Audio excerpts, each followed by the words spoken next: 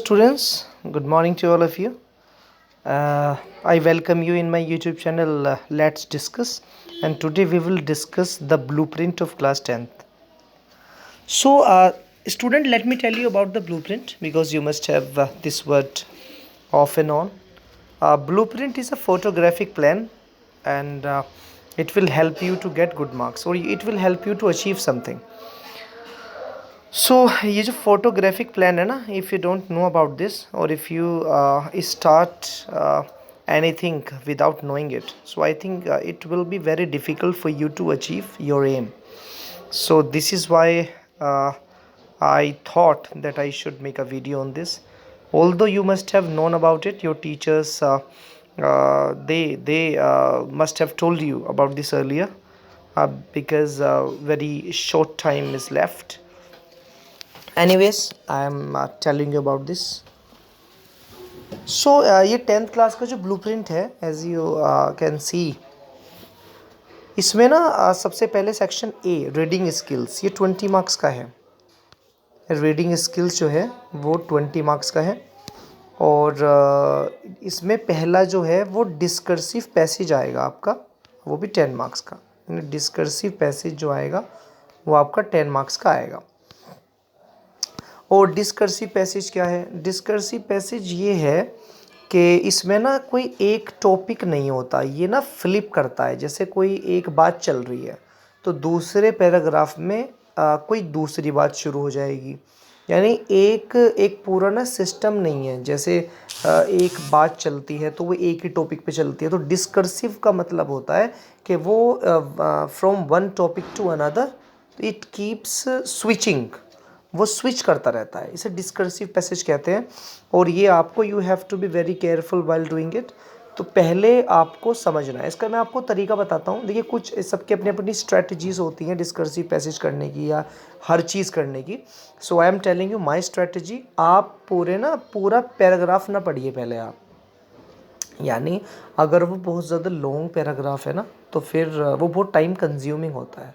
तो आप एक काम कीजिए, पहले क्वेश्चन पढ़िए आप जो क्वेश्चन पैराग्राफ में दिए हुए हैं. और क्वेश्चन पढ़ने के बाद जब आप उसे पढ़ेंगे ना तो आपके माइंड में वो क्वेश्चन रहेगा, तो you can find answer easily. ये मतलब मेरी स्ट्रेटजी है, and you can have your own strategy that you follow. तो ये 10 मार्क्स का है. फिर आता है case based study. Case based study का मतलब है कोई एक टॉपिक होगा और उससे बिल्कुल नहीं हटेगा राइटर. यानी जिसने वो टॉपिक लिखा है पूरी बात उसी टॉपिक पर होगी. और ये आपको ये ज़्यादा है, 600 to 700 वर्ड्स लिमिट है इसकी. और इसमें भी वही तरीका आपको अपनाना है जो मैंने आपको बताया है. मतलब अगर आप इसे करेंगे तो you will get good marks. फिर आता ये तो 20 मार्क्स हो गया, पहला सेक्शन 20 मार्क्स का. नाउ हम आते हैं सेक्शन बी पर. सेक्शन बी में जो फर्स्ट है फॉर्मल लेटर 5 मार्क्स का आएगा. और फॉर्मल लेटर देखिए, there are many types of letters but we can divide it into 2, like formal, informal. बाकी सारे इन्हीं दो कैटेगरीज में से कोई ना कोई है. इनफॉर्मल लेटर्स सीनियर क्लासेस में नहीं आता है, वो बहुत छोटी क्लास में आता है. लाइक बर्थडे है तो अपने अंकल को इनवाइट करना है, भाई को इनवाइट करना है, या पेरेंट्स को कोई लेटर लिखना है, या तो ये सब इनफॉर्मल है जिसमें आपको ना ये वर्ड यूज़ नहीं करने पड़ते हैं. Most respectfully, please, I request you, तो ये वर्ड आप यूज़ नहीं करते इनफॉर्मल में. लेकिन फॉर्मल में because you send, I mean you write these letters to some officials, some great person और सम गवर्नमेंट ऑफिशियल्स, उन्हें लिखते हैं आप. या किसी जैसे ऑर्डर प्लेस कर रहे हैं आप तो किसी कंपनी का मैनेजर या बैंक मैनेजर, इंक्वायरी कर रहे हैं आप किसी से, किसी ओनर से, किसी प्रिंसिपल से, तो ये सारे फॉर्मल लेटर्स होंगे. You have to be very careful while choosing the words that you are using in those letters. तो ये 5 मार्क्स का आएगा. इनमें एक आएगा इनमें से, या तो कोई ऑर्डर प्लेस कर रहे हैं आप, या कोई इंक्वायरी करना चाहते हैं आप किसी कोर्स के लिए, ठीक है, इनमें से कोई आएगा. फिर सेकंड वाला ये 5 मार्क्स का आएगा. और सेकंड वाला क्या है? सेकंड वाला है राइटिंग एन एनालिटिकल पैराग्राफ. इसके ऊपर मैं एक वीडियो और अपलोड करूँगा. एनालिटिकल पैराग्राफ 8 यानी 8 तरह के होते हैं. There are 8 kinds of analytical paragraph. और कुछ स्टूडेंट को मैं बता भी चुका था, लेकिन मैं I will make a video on this. तो इसमें जैसे ग्राफ दे देंगे आपको वो, तो उस ग्राफ को देखकर आपको समझना है कि वो क्या कहना चाह रहा है. एक सर्वे होगा, उस सर्वे को आपको वर्ड्स में लिखना है, मतलब वो तो ग्राफ होगा. तो ये भी 5 मार्क्स का आएगा. फिर आती है, तो ये 5 5 10 मार्क्स के हो गए राइटिंग सेक्शन. उसके बाद आफ्टर दैट क्या आता है, ग्रामर। देखिए ग्रामर और राइटिंग सेक्शन में ना थोड़ा डिफरेंस है, कुछ स्टूडेंट ना ये समझते हैं दोनों एक है, फ़र्क है। राइटिंग सेक्शन की जब बात आती है ना तो उसमें लेटर्स आते हैं, एनालिटिकल पैराग्राफ आते हैं, आर्टिकल्स आते हैं, स्पीच आती है, मतलब अलग अलग क्लासेस में अलग अलग कोर्स हैं। लेकिन ग्रामर क्या है, ग्रामर में आती है गैप फिलिंग, ट्रांसफॉर्मेशन, ये जो है ना डिटर्मिनर्स, मॉडल्स, आर्टिकल्स, ये सारे ग्रामर का पार्ट है। लेकिन ग्रामर उसमें इस तरीके से नहीं आती कि आप आर्टिकल बताइए कितने होते हैं, पार्ट्स ऑफ स्पीच बताइए कितनी होती हैं। ये आपको वो ट्रांसफॉर्मेशन दे देंगे, एक एडिटिंग, एक पैराग्राफ दे देंगे, उसमें कुछ एरर्स होंगे और कुछ उसमें, यानी या तो उसमें होगा एरर एक किसी लाइन में, और या उसमें एक करना होगा आपको करेक्शन, और आपको ये सारी नॉलेज जो आपकी है वो सारी इसमें आपकी नॉलेज आएगी। एनीवेज, तो उसमें फिर तो ये हो गया आपका 10 मार्क्स का, तो 20 मार्क्स हो गए आपके सेक्शन बी के। नाउ वी कम फॉरवर्ड, तो हम सेक्शन सी पर आते हैं। सेक्शन सी क्या, literature and supplementary reader, 40 marks का आएगा। अब इसे थोड़ा सा समझिए आप, इसमें एक एक्सट्रैक्ट तो आएगा आपका फर्स्ट फ्लाइट से, एक एक्सट्रैक्ट जो होगा फर्स्ट फ्लाइट से, और एक एक्सट्रैक्ट होगा आपका फुटप्रिंट्स विदाउट फीट से, ठीक है। यानी फर्स्ट फ्लाइट दोनों बुक से आएंगे, एक फर्स्ट फ्लाइट से और एक फुटप्रिंट्स विदाउट फीट से, 5 मार्क्स का, ठीक है।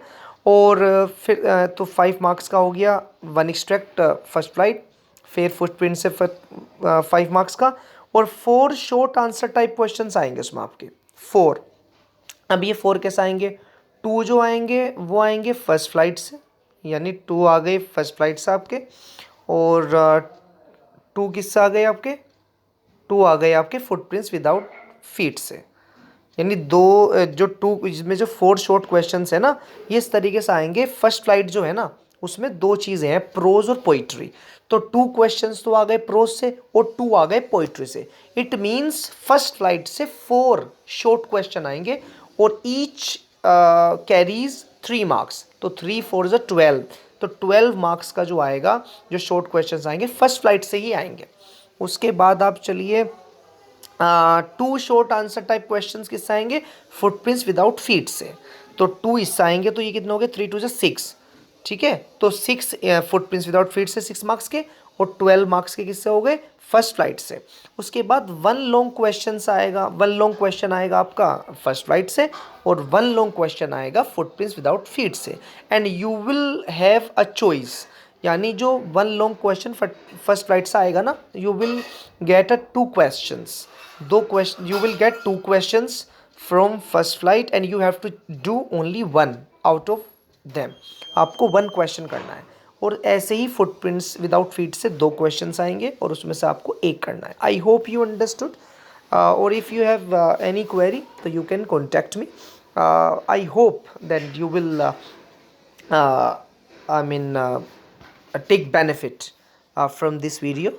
तो इसे आप सही तरीके से देखना, और अगर आपको थोड़ा सा ना ब्लूप्रिंट का एक आइडिया हो जाता है, ब्लूप्रिंट आपको मिल जाता है किसी भी चीज़ का, तो आप ना बेटर कर पाते हैं एग्जामिनेशंस में। आपको पता होता है कि इस क्वेश्चन के स्किप करने से, क्विट करने से मुझे कितने मार्क्स में लूज़ कर दूंगा। तो इसलिए प्लीज़ आपने इसे पढ़िए, बार बार देखिए, और thank you so much. I hope you understood.